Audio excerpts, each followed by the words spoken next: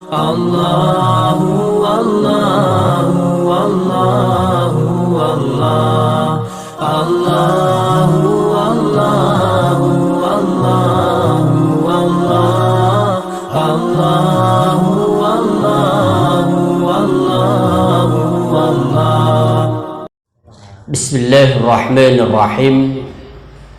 Assalamualaikum warahmatullahi wabarakatuh. Innal hamdalillah alladzi bi ni'matihi tatimmu shalihat wa bi fadlihi rafi'ud darajat. Asyhadu an la ilaha illallah wahdahu la syarika lah wa asyhadu anna Muhammadan abduhu wa rasuluh la nabiyya wa la rasula ba'dah. Allahumma salli wa sallim wa barik wa kallim ala nabiyyina Muhammadin wa ala alihi wa ashabihi wa man tabi'ahum bi ihsanin ila yaumiddin. Amma ba'du. Qala Allah ta'ala fil Qur'anil Aziz, a'udzu billahi minasy syaithanir rajim. Ya ayyuhalladzina amanu taqullaha haqqa tuqatih wa la tamutunna illa wa antum muslimun. Wa qala fi ayatil ukhra, ya ayyuhalladzina amanu taqullaha wal tanzur nafsum ma qaddamat lighad wattaqullaha innallaha khabirum bima ta'malun. Wa qala Rasulullah sallallahu alaihi wasallam fi hadithi, an tu'mina billah wa malaikatihi wa kutubihi wa rusulihi wal yawmil akhir wa tu'mina bil qadri khairihi wa syarrihi. Sadaqallahul azim wa sadaqa rasulul karim wa nahnu ala dhalika minasy syahidin. Alhamdulillahi rabbil alamin. Para jamaah sidang salat subuh Masjid Imam Bonjol yang insyaallah dirahmati Allah subhanahu wa ta'ala. Alhamdulillahi rabbil alamin. Marilah sama-sama kita bersyukur kepada Allah atas semua karunia yang Allah karuniakan kepada kita, atas melimpahan nikmat yang Allah limpahkan kepada kita, sehingga pada pagi hari ini Allah subhanahu wa ta'ala masih memberikan kesempatan kepada kita untuk bisa hidup kembali dengan tujuan agar kita bisa bertaqarrub kepada Allah subhanahu wa ta'ala. Maka ketika kita bangun dari tidur kita, doa yang disunnahkan oleh Rasulullah sallallahu alaihi wasallam, alhamdulillahilladzi ahyana ba'dama amatana wa ilaihin nusyur.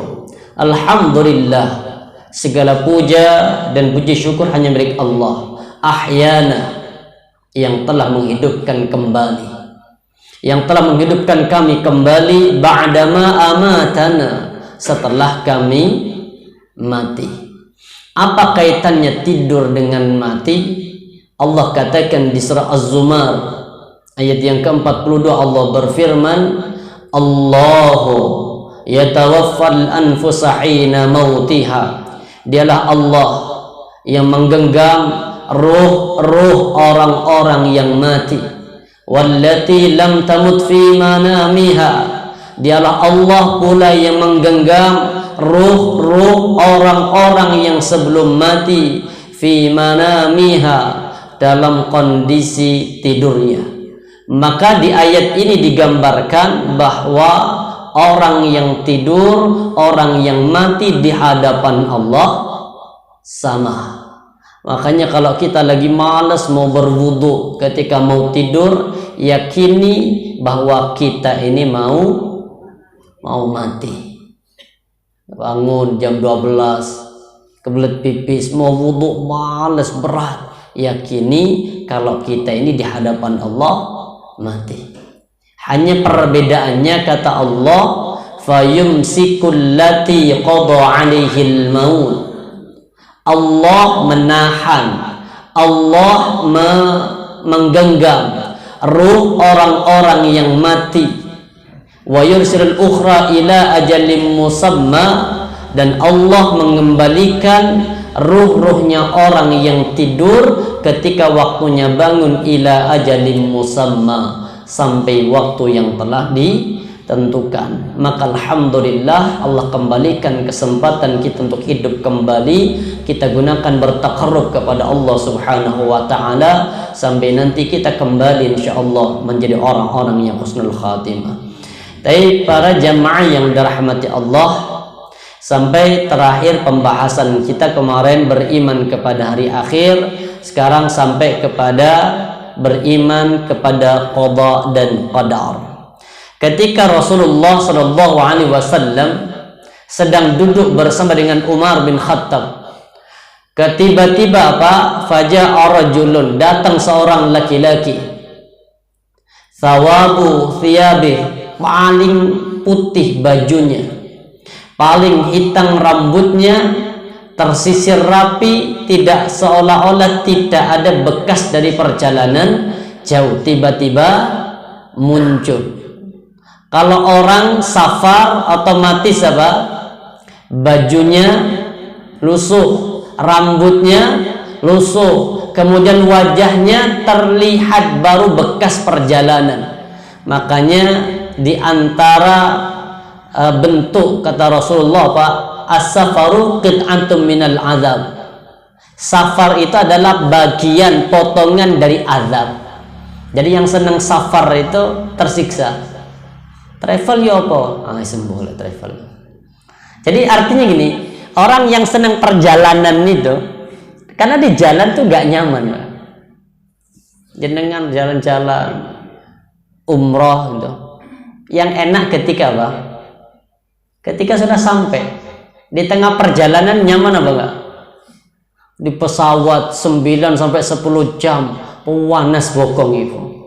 Benar, mau sempurna, mau istirahat, ya tidur sebentar. Kadang kalau sudah geser kepala sama sebelahnya ya gak nyaman. Makanya qit'atun minal adab, potongan dari adab itu salah satunya adalah safar. Makanya Nabi sampai mengatakan la tushaddur rihal illa ala thalathati masajid. Janganlah engkau bersungguh-sungguh ketika rekreasi kecuali kepada 3 tempat. Pertama kata Rasulullah, masjid hada, yaitu Masjid Nabawi. Yang kedua, wa Masjidil Haram di kota Mekah. Dan yang ketiga, wa Masjidil Aqsa. Sedangkan safar-safar yang lain itu hanya sebatas safar yang perjalanannya tidak mendatangkan pahala. Artinya di perjalanan nggak mendatangkan pahala. Jangan salat di Jogokarian, dari sini ke Jogokarian dapat pahala? Enggak. Kenapa? Karena salat di sana sama salat di Masjid Imam Bonjol pahalanya foto, Pak, sama. Sana kalau jamaah ya 27 atau 20 lebih, sini berapa? Masa 15? Wow. Atau mungkin sini 30. Sama. Artinya pahala itu didapat ketika kita melaksanakan salatnya. Tapi perjalanannya nggak ada perintah untuk ke situ. Perintahnya kemana? 3 masjid. Kalau dari rumah berangkat dengan umrah, bismillah, saya mau umrah, berangkat dari Indonesia, mampir dulu ke Singapura. Ini perjalanan sudah dicatat sebagai bentuk ibadah ubudiyah. Tapi para jamaah dirahmati Allah, tiba-tiba seorang laki-laki datang, kemudian menempelkan kedua lututnya di lutut Rasulullah dan berkata, ya Muhammad, akhbirni anil Islam. Dijelaskan sama Rasulullah, Islam itu apa? Maka kemudian kalimatnya apa? Sadaqta, engkau benar. Umar makin takjub, iki tiba-tiba muncul, gak ketok dari mana munculnya, kemudian menempelkan lututnya kepada lutut Rasulullah dan berkata, apa tak Islam itu Muhammad? Dia yang bertanya, dia pula yang membenarkan. Umar takjub, tanya lagi, wa akhbirni anil iman. Ini ditanya kemudian, akhbirni anil iman. Tingkatan yang kedua namanya tingkatan iman. Tingkatan yang pertama Contoh di surah Al-Hujurat itu, kalau tidak salah itu ke-14 atau 13. Ketika datang orang Arab Badui, qalatil a'rabu amanna. Orang-orang Arab Badui atau orang pedalaman, Badui, orang Arab Badui, Pak. Orang Arab Badui itu kan orang Arab yang tinggal di daerah pedalaman, tidak punya tempat tinggal menetap, ngikuti musim. Kerjaannya setiap hari hanya mengembala kambing sama mengembala unta, terus begitu. Tapi Islam dari kota Mekkah itu sudah sampai ke daerah pedalaman, maka banyak di antara orang Arab Badui yang telah masuk Islam bersyahadat. Tiba-tiba kemudian datang sekelompok orang Arab Badui kepada Rasulullah di kota Mekkah dan berkata begini, ya Rasulullah, amanna, kami telah beriman ya Rasul.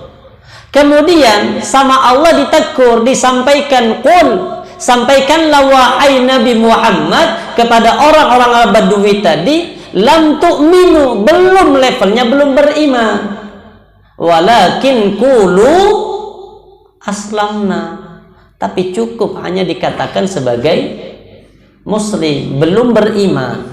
Oh, berarti orang yang lahir dikasih nama Islam, kemudian bapak ibunya Islam, lahir anak ini sudah dengan dirinya pasti menjadi agama Islam, tapi belum tentu muslim kemudian sampai kepada level iman. Kenapa? Karena level ini iman berat. Apa kata Allah?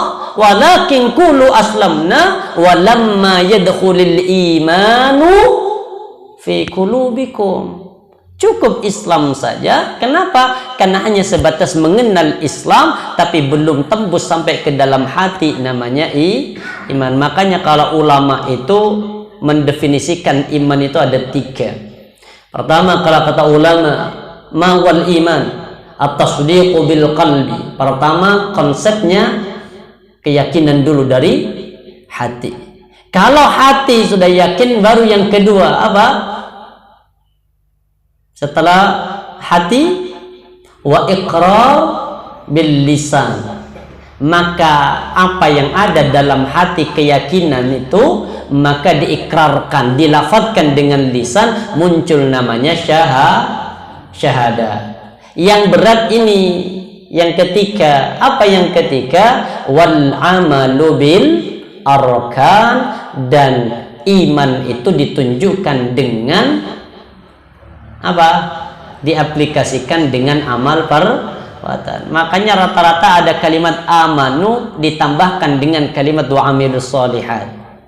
Seperti di surah Al-Baqarah yang ke-25, wa basyiril ladzina amanu, terus wa amilus. Rata-rata orang dikatakan beriman itu pasti dibuktikan dengan wa amilus solihat.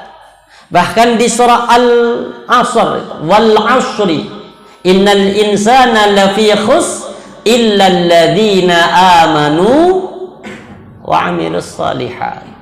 Kalau ada orang mukmin kemudian korupsi, itu bukan mukmin. Apa? Muslim, Islam saja, Pak. Ada orang muslim berzina, ada orang mukmin berzina, itu belum mukmin, masih apa? Islam. Ada orang Islam, ada orang mukmin kemudian merampok, itu belum mukmin. Makanya Rasulullah mengatakan, kalau ada orang mukmin ketika dia mau mencuri kemudian ada iman dalam dadanya, maka pasti dia batalkan pencurian itu. Seperti kisah yang ada di Irak kalau tidak salah, seorang laki-laki yang mencuri apa? Yang mencuri makanan, terong itu. Kisah ini nyata. Ada seorang, ini orang Arab, ini kejadiannya di Irak kalau salah, apa di Mesir. Kemudian apa? Beliau tinggal mau belajar agama. Ada seorang imam yang tinggal jadi masjid. Kemudian beliau minta izin untuk tinggal di masjid. untuk mengikuti taklimnya terus menerus. Apa kata imamnya? Silahkan, nggak masalah kau tinggal di masjid belajar kepadaku, tapi ingat kalau aku makan kau makan, aku nggak makan kau nggak makan. Karena ulamanya ini apa? Miskin, tidak ada apa-apa, kadang makan kadang tidak. Pernah satu saat sudah 3 hari gak ada makanan, akhirnya puasa terus-terusan. Puasa ya sahurnya dengan air, mungkin dengan beberapa biji kurma. Buka juga sama, wis gak kuat, anak muda nih gak kuat, akhirnya naik ke salah satu rumah. Ini kisahnya nyata. Naik ke salah satu rumah, didapati ada rumah yang terbuka. Naik lewat belakang, masuk ke dapur, mendapati di meja makan itu ada terong yang sudah matang. Ini orang mukmin ya, Pak. Akhirnya terong itu sudah digigit. Ketika sudah digigit, sadar ini milik orang lain. Setan ngomong, engkau kalau makan ini itu sudah halal. Kenapa halal? Darurat. Ya kan, lapar, ya nggak ada makanan apa-apa, darurat itu sudah halal bagimu. Tapi kemudian imannya menolak, ini milik orang lain, bukan hakmu, bukan hakmu, dan ini belum kondisi darurat sebagaimana daruratnya apa? Yang dikatakan Allah di Al-Quran. Kenapa? Darurat itu kalau nggak makan mati. Kita ini kan konsep darurat begitu mudah. Darurat Ustaz, pinjam uang di bank, gak ada jalan lagi, darurat. Bahayanya. Akhirnya Pak, sudah dikikit, imannya datang. Ini iman, Pak. Imannya datang. Sudah, ya Allah, lari ke masjid, keluar lari ke masjid, nangis. Habis itu sholat subuh. Selesai sholat subuh kemudian apa? Mojok di masjid, pegang perutnya, kondisi lapar. Tiba-tiba ada seorang wanita janda yang baru selesai dari masa iddahnya, datang kepada imamnya tadi di masjid itu. Wahai Syekh, saya sudah baru selesai masa iddah, saya mau beribadah. Artinya saya tidak mau hidup sendiri dalam kondisi menjanda, takut ada fitnah. Saya pasrahkan kepadamu untuk mencarikan aku jodoh. Sama Syekhnya, benar lagi. Ini leh, orang mojok lapar pegang perut, sini mau nikah. Aduh, jangankan nikah, makan saja susah. Tapi karena seorang syekh, gurunya, sudah bismillah, bismillah guru, kalau engkau yang minta aku siap, sami'na wa ta'na. Akhirnya hari itu juga di masjid itu tadi apa? Langsung diakadkan di masjid. Ya Allah, setelah akad nggak tahu iki wong wedok sing di rumahi mana, kan nggak tahu. Tiba-tiba keluar dari masjid melewati 2 rumah. Ingat semalam, aduh, jangan-jangan rumah yang tak curi tadi. Bener, rumah yang ketiga itu yang dia masuk lewat pintu depan, cuma kan malingnya lewat pintu belakang. Akhirnya sudah tahu kondisinya lapar, langsung diajak ke dapur. Kita sudah sah, ayo kita makan. Ketika dibuka sama si wanita, ternyata terongnya wis kecokot itu. Benar ini, subhanallah. Artinya gini, orang itu kalau bersabar dengan yang haram, Allah pasti akan turunkan dengan cara yang halal. Yakin itu. Orang kalau bersabar dengan yang haram, artinya Allah diharamkan kepada kita, kita hindarkan ini, maka Allah akan jadikan ini perkara menjadi halal. Itu pasti. Dan ini kisah, dan ini nyata. Bahkan Ustaz Khalid pun mengisahkan kisah ini. Untuk apa? Ini loh bagaimana cara Allah mempekerjakan. Kalau menghindarkan diri karena ada iman, ditinggalkan, akhirnya terongnya halal, pemilik terongnya juga halal. Jadi kalau ada janda, sabar, benar, satu saat pasti akan menjadi milik Anda, insya Allah. Kalau enggak di dunia, nanti di surga, insya Allah. Ini konsep iman. Iman itu dari mana? Tumbuhnya dari hati. Seperti saya pernah kisahkan itu, kisahnya seorang anak muda yang disuruh jaga kudanya milik sahabat Ali bin Abi Thalib. Sahabat Ali bin Abi Thalib itu masuk ke masjid, kuda ini disuruh pegang kepada anak muda, tolong pegangkan. Kalau bahasa kita tuh kayak parkir di di parkiran, ini mau sholat dulu, wis jagan. Ketika sudah selesai sholat, kemudian disiapkan uang 2 dirham untuk dikasihkan kepada pemuda yang tadi pegang amanah. Ketika sudah keluar, mendapati anak mudanya hilang, kudanya juga hilang. Dicarilah sama pembantunya, sama budaknya, dicari, mendapati kuda itu sudah jauh dan tidak ada tali kekangnya. Oh, berarti anak muda ini tadi mencuri tali kekang. Akhirnya kemudian hilang, udah ketemu, dicarilah sama pembantunya, tolong carikan tali kekang ke pasar. Nyari muter-muter di pasar, nggak ada orang yang jualan tali kekangnya kuda. Hanya ada 1 orang yang sedang duduk berjualan itu pun satu-satunya. Ketika dicek, loh ini kan miliknya sahabat Ali. Oh, berarti anak muda tadi nyuri, kemudian dijual. Ketika dijual berapa? Ini saya kulaannya 2 dirham. Kulaannya tadi saya 2 dirham. Saya jual lebih lah berapa? Silakan lebihkan, jangan 2 dirham. Akhirnya gini lah, sahabat Ali mengatakan dalam buku kecil itu, konsep rezeki itu apa kata beliau? Kalau anak muda tadi sabar sebentar, kalau rezekinya hari ini 2 dirham, maka Allah pasti akan turunkan dengan cara yang halal. Tapi karena kurang sabar, tetap dapat 2 dirham, tapi dia dapatkan dengan cara yang haram. Inilah konsep iman.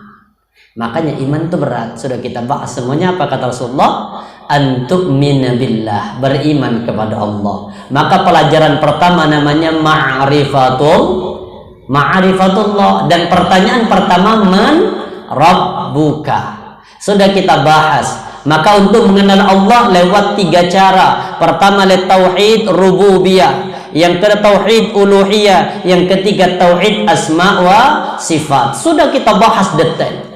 Itu namanya pemahaman ma'rifatullah. Wa malaikati, kita juga beriman kepada para malaikatnya. Sudah kita bahas alam malaikat. Wa kutubihi, kita beriman kepada kitab-kitabnya. Terkhusus sudah kita bahas beriman kepada Al-Quran. Wa rusulihi, sudah kita bahas beriman kepada para rasul-rasul Allah, yang kurang lebih ada 124.000 nabi, 313 rasul. Dan sudah kita khususkan pembahasan juga beriman kepada Rasulullah SAW. Yang terakhir sudah kita bahas wal yaumil akhir, beriman kepada hari akhir, dimulai dari tanda-tanda datangnya kiamat kecil, tanda-tanda datangnya kiamat besar, sampai kemudian siksa dan nikmat kubur. Ini pembahasan terakhir dari bab tauhid. Wa tu'mina bil qadri khairihi wa syarri, beriman kepada takdir, baik itu berupa kebaikan ataupun berupa keburukan. Sering kita dengar kalimat qada dan qadar. Apa perbedaannya? Qada lebih dahulu daripada qadar. Ini perbedaan pendapat ulama. Nanti kita detail kita bahas. Qada adalah ketetapan Allah di zaman azali yang tidak bisa berubah. Sementara qadar adalah ketetapan Allah untuk apapun yang saat ini sedang terjadi. Berarti qada itu ketetapan Allah sejak zaman azali dan nggak bisa dirubah. Sedangkan qadar ketetapan Allah setelah ada proses dari manusia, baru nanti muncul namanya takdir. Takdir ini apa? Ketetapan yang terjadi kepada manusia setelah ada proses. Seperti contoh, kita lahir dalam kondisi bodoh. Allah katakan wallahu akhrajakum min butuni ummahatikum la ta'lamuna syai'a. Dan Allah mengeluarkan kalian semua, kata Allah, min butun, dari rahim-rahim seorang ibu, la ta'lamuna syai'a, tidak ngerti apa-apa. Setelah itu kemudian kita belajar. Setelah belajar baru Allah akan tentukan, Allah tetapkan apanya?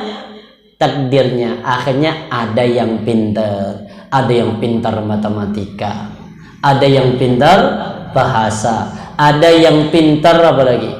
Agama, ada yang pintar ekonomi, ada yang pintar apa Maria? Sejarah. Wis lengkap. Ada ahli nuklir, ada ahli kimia, ada ahli bahasa, ada ahli surga, ada ahli neraka. Wis lengkap dengan keahliannya masing-masing. Itu namanya apa? Takdir. Dan gak iso kemudian belajarnya sama. Jenengan mungkin satu SD bareng, SMP bareng, pelajaran sama, didapat dengan jumlah yang sama. Ternyata satu pintar matematika, aku kok gak iso. Kayak saya ini matematika nol.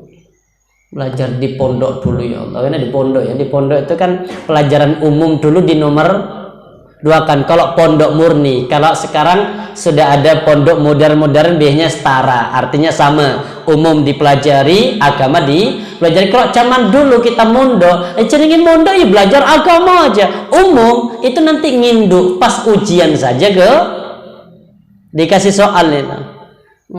Tahunya kan anak pondok itu. Saya dulu sampai masih ingat apa? Soal IPA. ABC-nya kan 50. Kemudian soal, karena saya walaupun pondok itu dulu SMA-nya itu programnya IPA.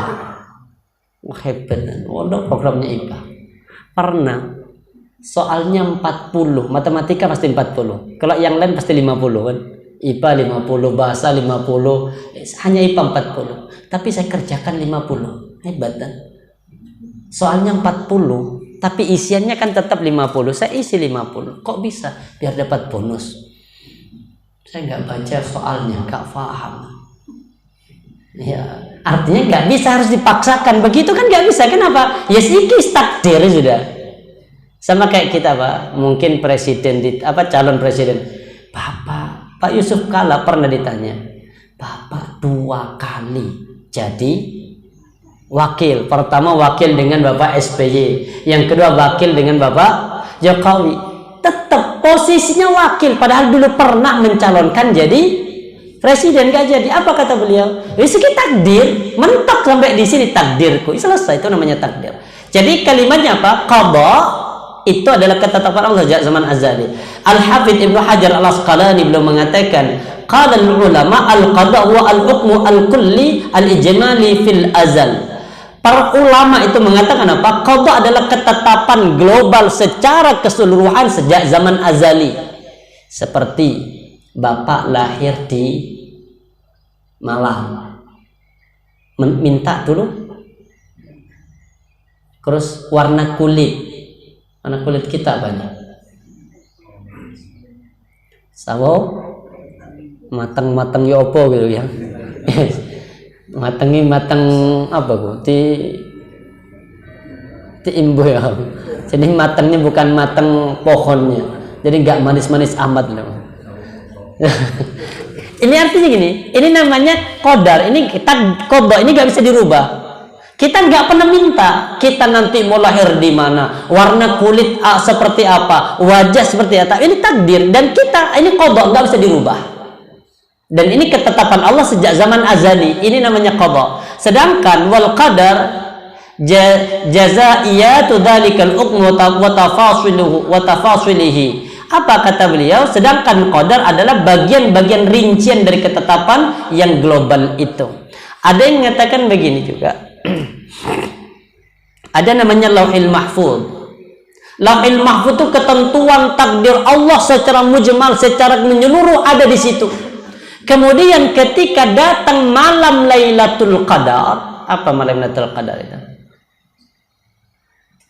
Lailatul Qadri khairum min alfi syahrin tanazzalul malaikatu warruhu fiha biidni rabbihim min kulli amrin. Amrin itu artinya apa? Urusan, ketetapan. Artinya gini, ada takdir kita secara mujmal wis tersimpan di Lauhil Mahfuz. di malam Lailatul Qadar, takdir untuk rinciannya setahun ke depan ditampakkan oleh Allah kepada malaikat. Jadi 1 tahun ke depan, contoh bapak tahun ini akan punya anak, bapak tahun ini akan naik jabatannya, bapak tahun ini akan mendapatkan rezeki, bapak tahun ini akan sakit, contoh. Ini sudah terperinci, ditampakkan kepada malaikat, malaikat nanti hanya tinggal mengeksekusi. Tapi hanya dalam waktu 1 tahun. Tahun selanjutnya belum tahu, maka ini disebut dengan qadha. Sedangkan aplikasi dilanjutkan dengan kejataannya itu disebut dengan takdir. Faham? Ini kalau kata Al-Jurjani dalam kitab At-Ta'rifat. Wal farqu bainal qadri wal qada'i wa annal qada'a wujudu jami'il mujibat.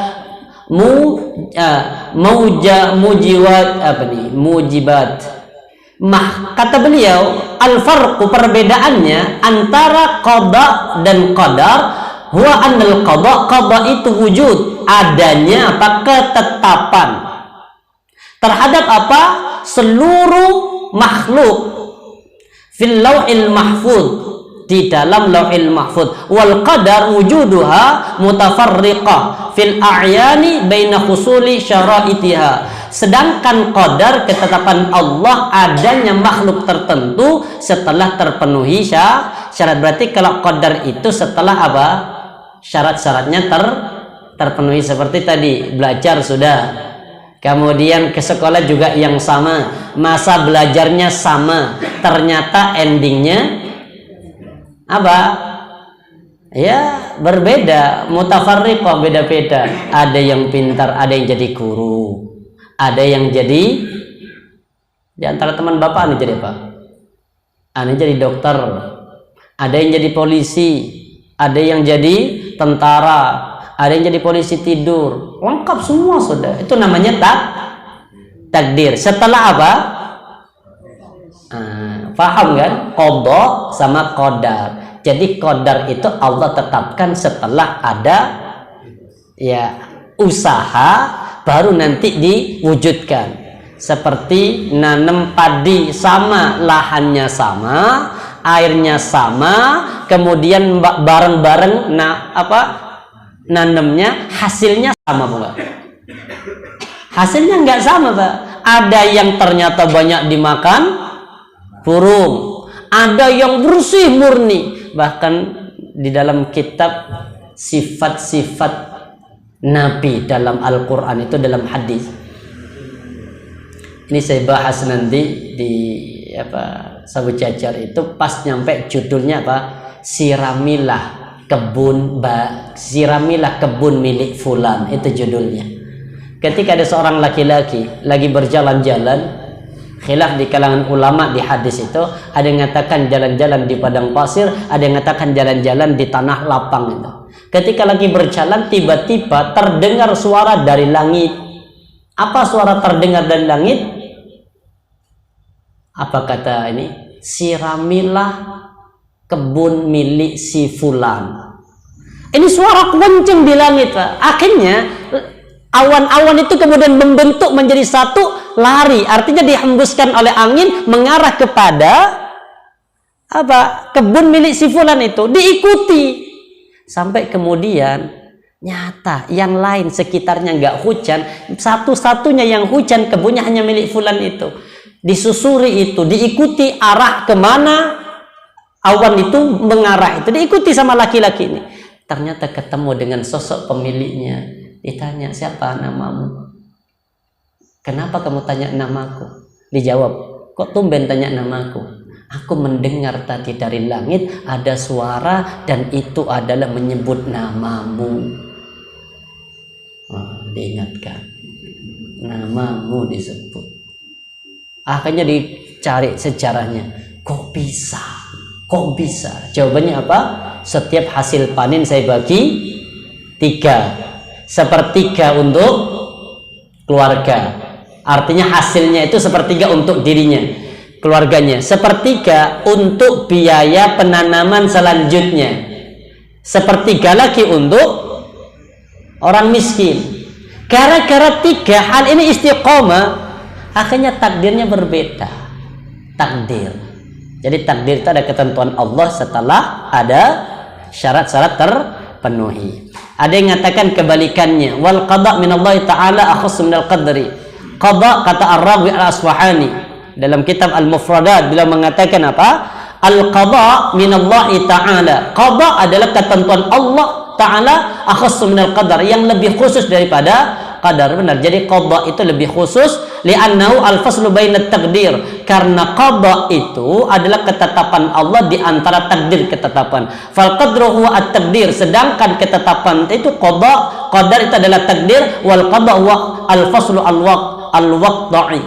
al-waqi, sedangkan qada kata beliau adalah keputusan. Sebenarnya sama namanya, hanya perbedaannya ini aja.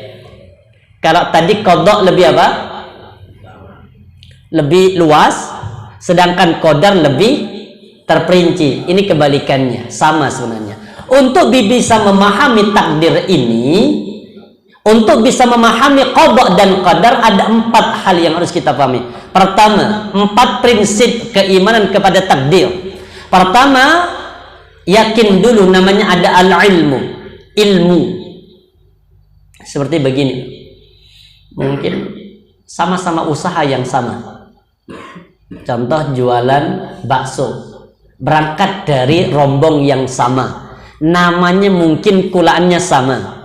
Kalau di Singosari itu yang paling banyak rombong itu yang pakai sepeda itu bakso Rahayu. Di Malang ada Azhar Rahayu banyak, artinya sepeda motor, sama-sama motor tapi beda orang, tapi namanya sama, bakso Rahayu, dan sama-sama kulaan yang sama, fasilitas juga fasilitas yang sama, jualan di sekitar yang sama, tapi hasilnya yang satu dengan yang lain sama apa tidak? Kok bisa nggak sama? Kalau kemudian ada kalimat, berarti jualannya kulanya pasti kan sama. Jam piro buka kulaan jam berapa, jualannya juga harus sama. Tapi kenapa kok berbeda? Berarti muncul ada kalimat, Allah itu nggak adil kalau begini. Wong kulaannya sama, jualannya sama-sama pakai motor, di sekitar yang sama. Letek koncoku teh habis, punya saya nggak habis. Kenapa? Selesai sampai kepada al-ilmu. Itu ilmu Allah yang paham itu. Nggak bisa kemudian kita besok tak jualan ke situ. Sama dengan mancing, rombongan 3 orang mungkin. Sebelah sana dapat, mancing dapat. Kota anisan banyak. Kita pindah ke lokasi yang sama, mancing dapat, mungkin dapat masalah. Pak. Ini namanya apa? Takdir ya. Tapi untuk bisa memahami ada 4 hal, ada 4 prinsip, dan ini yang harus kita fahami, bahwa yang tahu tentang takdir setiap pribadi manusia hanyalah siapa? Allah. Kenapa Allah bisa maha tahu? Karena maha keilmuannya Allah. Jangankan itu Pak, kita ini nanti di surga, kita di neraka, yang tahu siapa? Allah. Dari mana? Ya ini sudah. Makanya Allah katakan, wa indahu mafatihul ghaibi la ya'lamuha illahu. Dialah Allah yang maha mengetahui terhadap mafatih, kunci-kunci perkara yang gaib, la ya'lamu illahu, yang tidak ada mengetahuinya kecuali hanya Dia Allah. Ada 5 di sini, bahkan yang kita selesaikan dulu ayat ini. Wa ya'lamu ma fil barri wal bahri, dan Dia Allah yang tahu apa yang ada di lautan, yang ada di daratan, apapun yang ada di lautan. Di lautan itu ada berapa juta jenis ikan? Ada berapa juta ikan? Siapa yang tahu? Hanyalah Allah. Bahkan ada ikan-ikan yang gede itu apa, banyak macamnya. Bahkan ini ya cara Allah, wa ma tasqutu min waraqatin illa ya'lamuha, dan tidak ada 1 daun pun yang jatuh kecuali atas izin Allah. Kira-kira ada berapa daun yang jatuh Pak di musim gugur itu? Di Singosari itu, di pasar itu kan banyak pohon yang gede gitu, itu di tengah-tengah jalan. Kalau sudah musim ini Pak, ya Allah, Tapi semua itu atas izin Allah dan atas sepengetahuan Allah. Bahkan yang lebih unik lagi, lihat Allah katakan apa? Wala habbatin, habbah itu biji. Fi dulumatil ardi, di tengah kegelapan, tengah apa? Di dalam bumi. Wis gelap di dalam bumi. Wala ratbin, dan tidak ada apa? Sesuatu. Wala yabisin, yang basah ataupun yang kering, illa fi kitab, semuanya tercantum di dalam kitab Lauhil Mahfuz, fi kitabim mubin. Contoh kita nanam jagung itu kan ada di dalam bumi. Ini Allah tahu perkembangannya, kapan harus tumbuh, mana yang akan mati, mana yang dimakan. Masuk cacing makanan semut, nanti makan semut bolong tangannya nggak tumbuh, Allah tahu. Apalagi hanya perkara tentang apa? Kita nanti ke surga, takdir kita seperti apa, Allah Maha tahu, maka disebut dengan Al-Alim. Ada berapa mafatihul ghaib? Kunci-kunci perkara yang gaib itu ada 5. Insyaallah pertemuan selanjutnya kita bahas 5 perkara yang gaib yang tahu hanyalah Allah, sedangkan kita tidak akan pernah mengetahuinya. Jadi kalau ada yang mengetahui masa depan itu ya, diprediksi apa? Aku bisa memindahkan hujan. Ngerti tak kalau mau ada hujan? Coba gini aja deh. Tak kasih uang 1M, datangkan hujan dalam waktu 5 menit. Pas panas-panasnya, nah nih uang 1M, hujankan dalam waktu. Itu perkara Allah, insyaallah, dan waktu kita bahas. Subhanakallah bihamdika, asyhadu an la ilaha illa anta, astaghfiruka wa atubu ilaik. Assalamualaikum warahmatullahi wabarakatuh.